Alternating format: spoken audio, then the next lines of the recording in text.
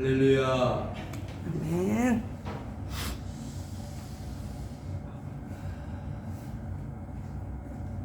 이제 서서히 겨울철도 물러가는 것 같습니다. 머지않아 입춘이 오고 또 봄이 오는 아지랑이와 또 진달래, 개나리 이런 봄을 알리는 그런 전령사들이 우리 가까이 와 있습니다. 우리가 이 고린도 교회의 모습을 살펴보면서 우리 신앙의 자세는 어떠해야 되는지, 어떻게 믿음을 지켜가야 하는지 우리가 살펴보고 있는데, 오늘은 그 고린도 교회의 여러 어려운 문제들을 해결할 수 있는 해결책이 있다는 것을 오늘 본문의 말씀을 통해서 살펴보게 됩니다. 먼저 우리가 여러 가지로 살펴본 고린도 교회의 문제점은 무엇이었을까요? 우상 섬기는 것, 그리고 서로 싸우는, 다투는 것, 그리고 여러 가지 세상 법정에 고소하고 고발하는 것, 우상 제물을 먹는 문제, 뭐 여러 가지 복잡한 난관들과 어려운 문제들이 이 고린도 교회에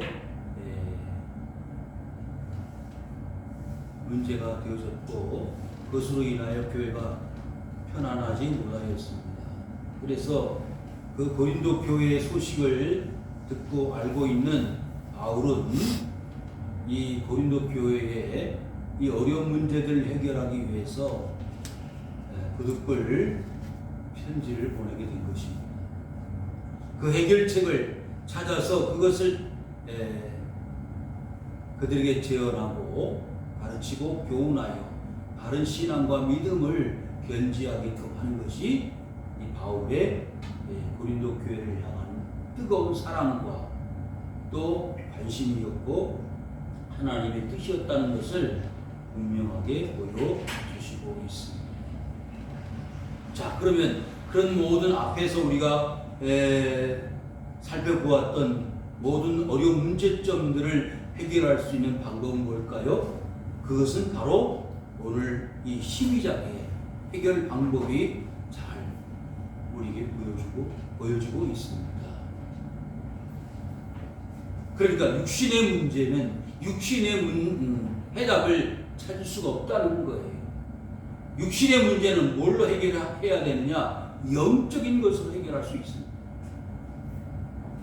사랑하는 성도 여러분, 혹시 여러분의 삶 속에 신앙 생활하는 과정 가운데 어려운 문제가 있고 해결하기 어려운 난관들이 있습니까? 그렇다면 오늘 이 말씀을 통해서 새로운 해답을 찾을 수 있는 복된 시간이 될 수 있기를 주의 이름으로 부탁드립니다. 아멘. 12장 1절 한번 읽어볼까요? 형제들아, 신령한 것에 대하여는 나는 너희가 알지 못하기를 원하지 아니하노니. 신앙생활은 뭐예요? 신령한 세계입니다. 영적인 세계.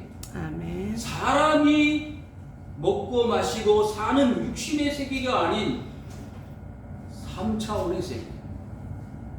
하나님이 말씀하시고자 하는 모든 것들은 어떻게 보면 영적인 가르침과 교훈에 그 모든 포커스, 관심이 집중되어 있다고 말할 수 있습니다.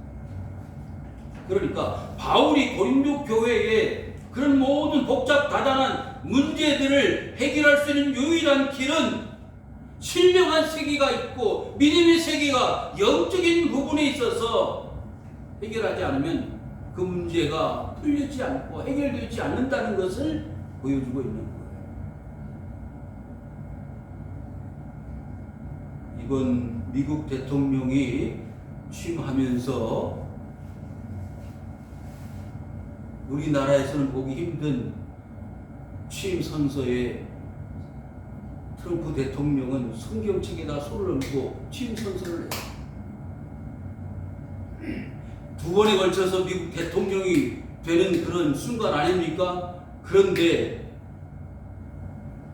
지금 그 앞서서 모든 대통령들이 거의 대부분이 우리나라 대통령하고 다른 것은 성경책에 손을 얹고 선서한다는 거 아닙니까? 우리나라 초기에 이승만 대통령이나 많은 믿음의 선각자들이 신앙으로 믿음으로 이 나라 민족을 이끌어갔다는 것을 우리는 이미 익히 잘 알고 있습니다. 그래서 한 가지 아쉬운 마음이 들었어요. 안타까운 마음이 들었습니다. 우리 대통령께서 좀 더 이 나라를 잘 이끌어갈 수 있는 대통령이 될 수 있으려면 어떻게 해야 될까? 이 영적인 것에 관심을 가지고 나라를 생각하고 기도하면서 나라를 이끌어갔으면 좋겠다는 간절한 바람이 이 목회자에게 있습니다. 그런데 들리는 소리에 의하면 우리 대통령은 무속 신앙에 빠져 있는 것 같아요.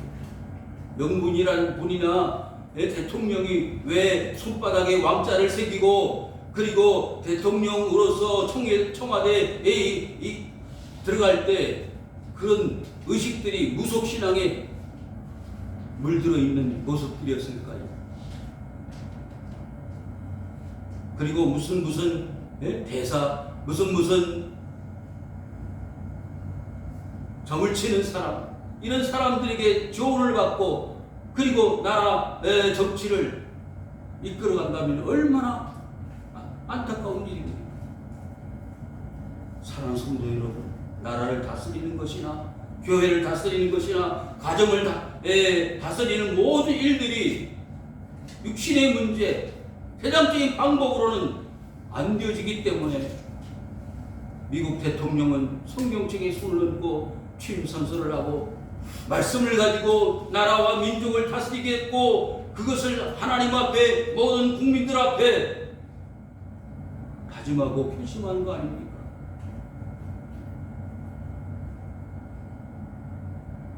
엘리 제사장은요 하나님의 음성이 들려지지 않을 때 그 백성들을 바로 이끌지 못했습니다.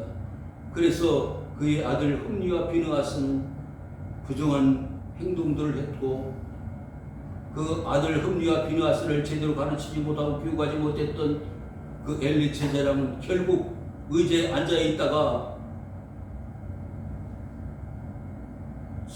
자신의 아들 둘이 전장에서 죽었다는 소식을 듣고 의자에 앉아 있다가 떨어져서 목이 부러져서 죽었다고 그랬습니다. 그것은 뭘 말할까요? 하나님의 영에 하나님의 말씀에 귀를 기울이지 않았던 엘리 제사장의 그 마지막 결과가 무엇입니까? 하나님의 음성을 듣고 나라 백성들을 잘 다스려야 될 지도자가 음성을 듣지 못하고 말씀을 따르지 않을 때 그와 같은 영적인 암흑의 세계가 그 나라에 도래했던 것이 아니겠습니까? 그래서 하나님은 그 이후에 사무엘이라고 하는 하나님의 사자를 세워 백성들을 이끌어가지 않았습니까? 어린 사무엘에게 하나님의 음성이 들려왔습니다. 그 하나님의 음성을 들었을 때 엘리 제사장을 찾아갔습니다. 엘리 제사장이요 나를 부르셨습니까? 아니다. 나는 너를 부르지 않았다. 3번씩 찾아갔습니다. 그때 하나님의 음성이 그 사무엘 어린 종에게 하나님의 음성이 들려졌다는 사실을 알게 되었다고 그러지 않았어요? 왜 영적인 사실을 영적인 메시지를 엘리 제사장은 듣지 못했을까요?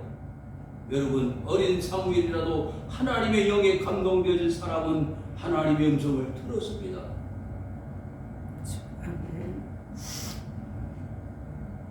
지금 고린도 교회는요 하나님의 은혜를 받았어요.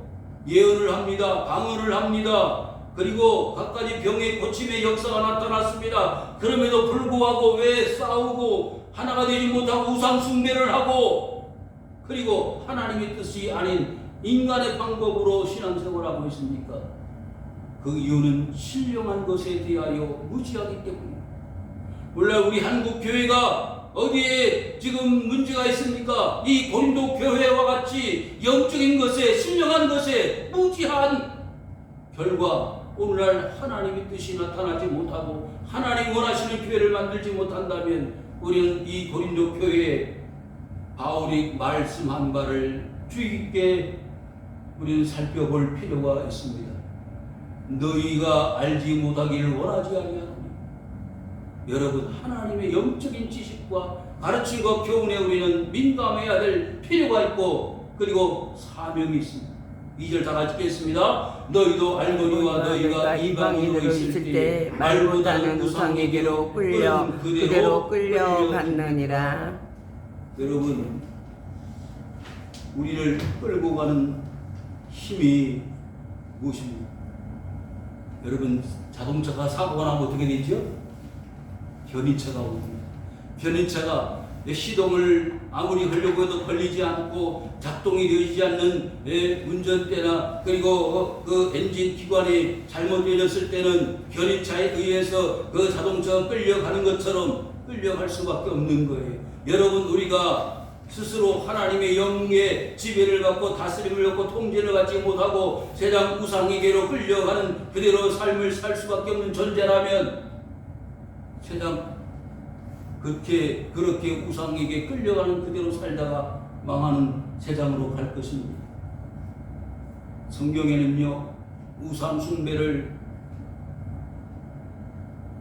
제일 문제가 되는 하나님 앞의 범죄라고 말하고 있습니다.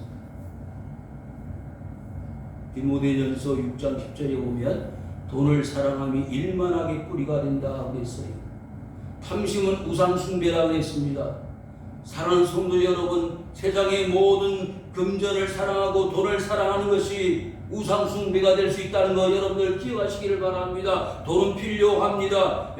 금전은 필요합니다. 이 세상의 삶을 살아가는 데 없어서는 안 될 것이지만 그것을 너무 열심으로 그것만을 추구하고 그것만을 목적하는 삶을 살게 되면 그 돈이, 금전이, 황금이 뭐가 된다고요? 우상 숭배가 되는 것입니다.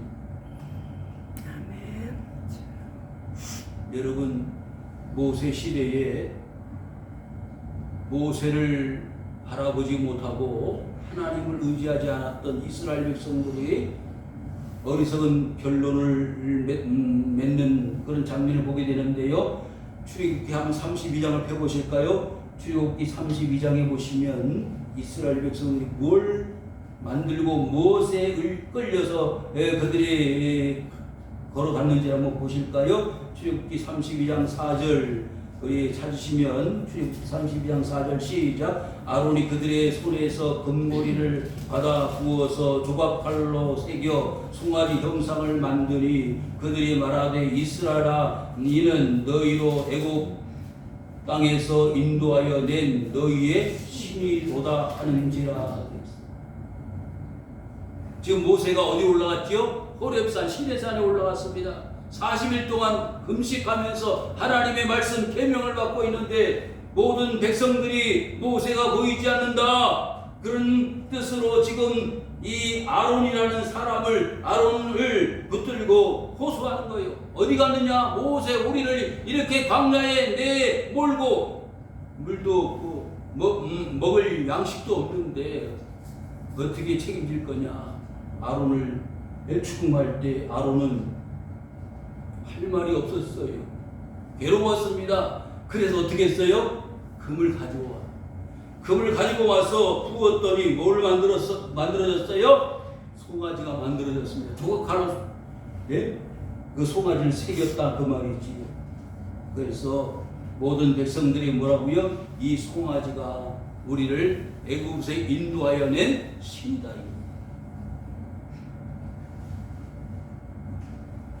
지금까지 이스라엘 백성들이 무슨 힘에 의해서 이 광야까지 왔습니까?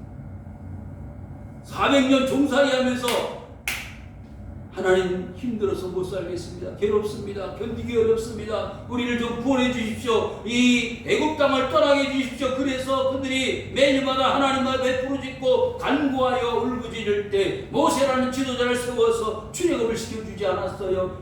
그래서 지금 40년을 살아가는 중이 아닙니까? 그런데 모세가 한순간 보이지 않는다고 해서 불평원망으로 우리를 어떻게 할 것이냐? 아론을 추궁할 때 아론은 어리석게도 우상을 만들었습니다. 금송아지를 만들고 그 금송아지에 의해서 그들이 끌려가는 존재가 되어졌습니다. 사랑하는 성도 여러분, 하나님을 포기하고 하나님의 지도자를 따르지 않을 때는 이와 같이 금전의 황금만능주의에 금송아지에 끌려갈 수 있는 거예요.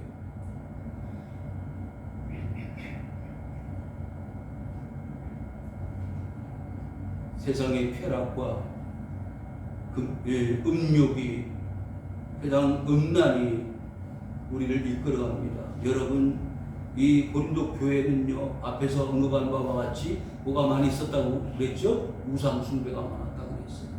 그 우상숭배가 곧 뭐와 연결되어지느냐? 음란과 연결되어집니다. 음란 왜 중요하냐? 그 우상숭배하는 그 신전에서 제사장들이 있었는데 그 제사장들이 여자 제사장들입니다. 그 여자 제사장들이 뭘 했어요? 음란을 했어요. 제사 행위가 뭐냐? 음란 행위가 제사 행위라고 그러지 않았어요? 수천 명의 사제들이 여사제들이 음란을 하는 것이 그들의 신들에게 제사를 드리는 행위라 그 말이에요. 그러니까 우상 숭배와 음란은 하나라고 말할 수 있어요. 그런 분위기 환경 속에서 고린도 교회는 신앙의 바른 길을 찾아가기가 매우 어려웠을 것입니다. 제사를 드리는 것이, 음란을 하는 것이 제사를 드리는 것이다라는 생각들이 지배적인 그 사회 속에서 많은 젊은이들 얼마나 유혹을 많이 받았겠어요. 상업이 발달하고 무역이 발달한 그 고린도시에서 먹고 마시고 즐기면서 그들이 신앙적으로 영적으로 그런 우상 숭배가 가득한 고린도시에서 하나님을 섬기고 산다는 것은 어떻게 보면 기적과도 같은 일이라고 말할 수 있을 것 같습니다. 사랑하는 성도 여러분, 오늘날 얼마나 자유스럽고 얼마나 과거에 비해서 음란과 정욕의 시대입니다. 결혼하지 않고요, 시험적으로 사는 젊은이들이 있어요. 동거합니다. 결혼은 이제는 계약이라는 거예요. 한 2년 살아보고 마음에 맞으면 계속 살고 안 맞으면 계약 파기를 하고 도장 찍고 나눠지는 거예요. 그게 결혼입니까? 음란입니다. 우리 속에 숨겨져 있는 그 음란의 마귀들이 표면화되어지는 그런 사회 속에서 우리 자식들과 우리 자신들이 우리의 신앙의 바른 길을 찾아간다는 것은 쉬운 일이 아닐 것 같습니다. 고린도 교회는 많은 그런 유혹과 어려움 속에서 신앙과 믿음을 지키기에 무던히 애를 쓰고 노력하는 그런 교회였으리라 생각합니다. 그럼에도 불구하고 바른 지도자가 세워져야 하고 바른 교회의 목회자가 필요한 그런 교회였습니다. 그런 가운데 다행스럽게도 바울이 그 고린도 교회를 목회할 수 있는 길이 열려졌다는 것에 얼마나 다행스러운 그런 상황이었습니다.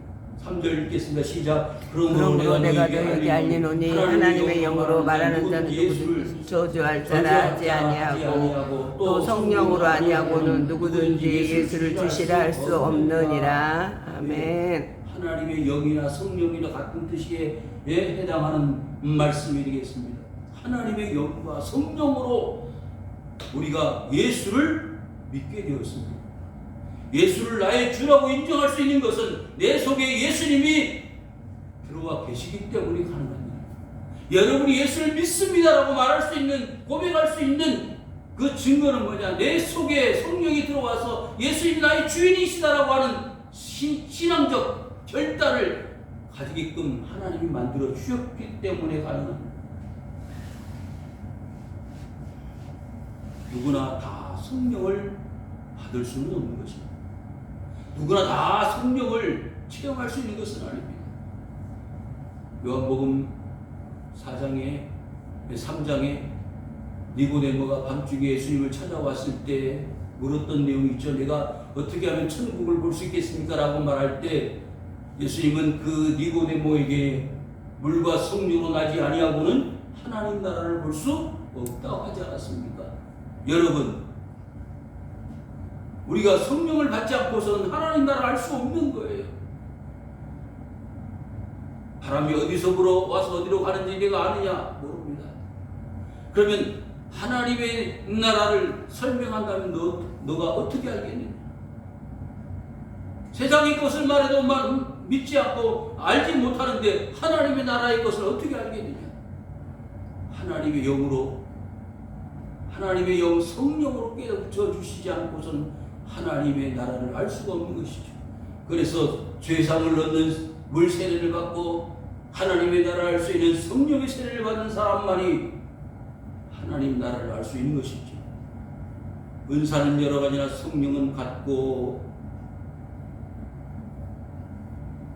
직분은 여러 가지나 준 같으며 또 사역은 여러 가지나 모든 것을 모든 사람 가운데 이루시는 하나님은 같으니, 자, 성령과 주님과 하나님은 어떻다고요? 다 같다고 그랬어요. 우리는 성경에 삼위일체라는 말은 찾을 수 없습니다. 그런데 성경 창세기부터 요한계시록까지 신구약 66권을 통해서 성부와 성자와 성령 삼위일체의 하나님은 분명히 존재하신다는 사실을 알 수 있어요. 하나님은 성부와 성자와 성령의 하나님이시다. 성부 하나님은 천지를 창조하시고 섭리하시고 다스리시는 하나님이시라면 그 창조함을 받은 인간 아담과 하와가 타락하고 부패함으로 구원의 길을 빼앗겨버린, 스스로 구원의 길을 차버렸던 그 인간에게 구원을 주시기 위해서 타락하고 부패한 인생들을 실제로 대신 대속하기 위해서 이 땅에 오신 하나님의 아들 예수가 하나님이시고, 그 하나님이 십자가의 죽으심으로 대속의 완성을 이루셔서 이제 신앙의 최고의 클라이막스, 하나님이 우리를 사랑하시는 증거를 보여주실 뿐만 아니라 그 예수님은 부활하셔서 3일 만에, 죽은 지 3일 만에 부활하시고, 그리고 40일 계시다가 승천하시고 하나님 보좌 우편에 앉아 계신다고 하지 않았습니까? 떠나시면서 내가 보혜사 성령을 너희들에게 보내주시겠다고 약속한 대로 오순절 마가의 다락과 고린도전서 우리가 이미 살펴본 바와 같이 2장의 성령님이 이 세상에 강림하시고 오셨습니다. 그래서 그 하나님의 영 성령이 지금 우리 이 모든 교회들의 역사의 주관자가 되어져 있습니다.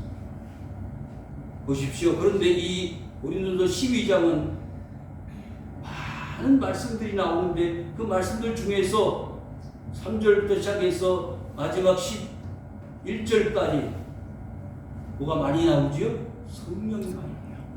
성령. 그래서 성령님은 주님과 하나님과 같은 분으로서, 자 7절 읽겠습니다. 시작. 각 사람에게 성령을 나타내시면 유익하게 하려 하심이라. 뭐하게 하려? 유익하게 하려. 성도 여러분, 여러분들을 돕는 자로, 보혜사 성령을 돕는 자로서 이 세상에 예수님의 영, 하나님의 영을 보내주신 것은 성령을 통해서 교회를 유익하게 하는 거예요. 성령님이 하시는 첫 번째 사역은 뭐라고요? 죄를 깨닫게 하십니다. 내가 죄인임을 깨닫게 하는 것은 성령이 내 속에 들어와서 내 자신의 죄를 알게 하는 것이 성령님의 역사입니다. 그리고 의롭게 살아가고 하나님 뜻대로 말씀대로 살아가게 하시는 것이 누구의 역사나? 성령님의 역사라 그랬어요. 아멘. 성령님이 아니고서는 예수를 주인으로, 나의 주로 인정할 수가 없는 것이죠. 그래서 유익하게 하신다고 했습니다. 자, 그러면 성령님이 여러 가지 은사들을, 선물들을 주시는데, 자, 마지막 11절을 먼저 보시겠습니다. 시작. 이 모든 일은 같은 한 성령이 행하사 그의 뜻대로 각 사람에게 나누어 주시는 것이니라. 여러분 아멘. 성령님이 그 교회 본도 교회뿐만 아니고 이 세상에 존재하는 모든 교회들에게 한 성령으로 하나님의 영으로 말미암아 각가지 한 사람 한 사람에게 뭘 주신다고요? 선물을, 은사를 나누어 주신다. 선물을 나누어 주신다고 했는데 어떤 사람에게는 성령으로 무엇을요? 지혜의 말씀을, 어떤 사람에게는 성령으로 지식의 말씀을, 다른 사람에게는 성령으로 믿음을, 어떤 사람에게는 성령으로 병 고치는 은사를, 어떤 사람에게는 능력 행함을, 어떤 사람에게는 예언함을, 어떤 사람에게는 영들을 분별함을, 다른 사람에게는 각종 방언 말함을, 어떤 사람에게는 방언들을 통역함을 주시라니.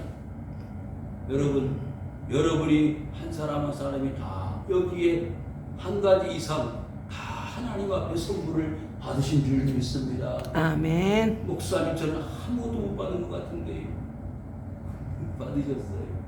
내가 그것을 알지 못하고 깨닫지 못해서 그렇지 나도 분명히 이 여러 가지 하나님의 선물 은사 중에 한 가지 이상은 다 받고 있는 줄 믿습니다. 그것은 뭘 하기 위해서요?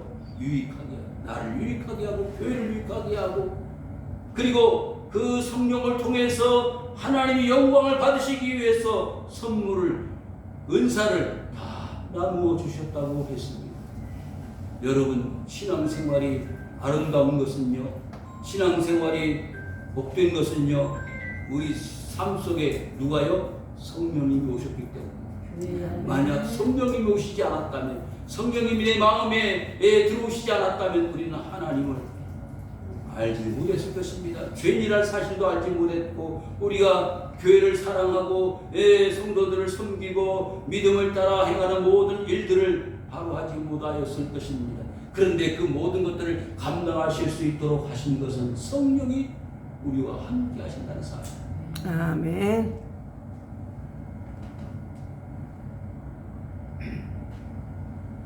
고린도 교회는 참으로 복받은 교회입니다. 왜? 바울로부터 이런 복된 말씀을 들을 수 있었기 때문에. 사랑하는 성도여러분, 저와 여러분들이 복된 것은 바울의 가르침이, 아니 더 나아가서 하나님의 말씀이 우리에게 이와 같이 들려졌다는 사실에 우리는 동일하게 감사할 수 있고 하나님 앞에 영광을 돌릴 수 있습니다. 하나님, 제가 이렇게 믿음 가지고 지혜의 말씀으로, 지식의 말씀으로, 그리고 방언을 말하고 병을 고치고 방언을 하고 통역을 하는 이런 한 가지 한 가지 모든 은사들을 하나님으로부터 받고 알고 우리가 살아갈 수 있어서 너무 감사합니다. 하나님, 혹시 내가 하나님의 선물을 받지 못했다면 지금부터라도 하나님 앞에 엎드려 기도하는 가운데 성령의 선물, 은사를 주셨어요. 제가 살아있는 동안 교회를 유익하게 하고 내 자신을 유익하게 하는 그런 바른 성도, 진실한 성도 되어져서 하나님께 크게 영광 돌려드리는 복된 삶을 살아가기를 원합니다. 하나님 앞에 나아갈 수 있는 성도님들 되시기를 주님의 이름으로 축원을 드립니다. 그 아버지 하나님 고맙습니다.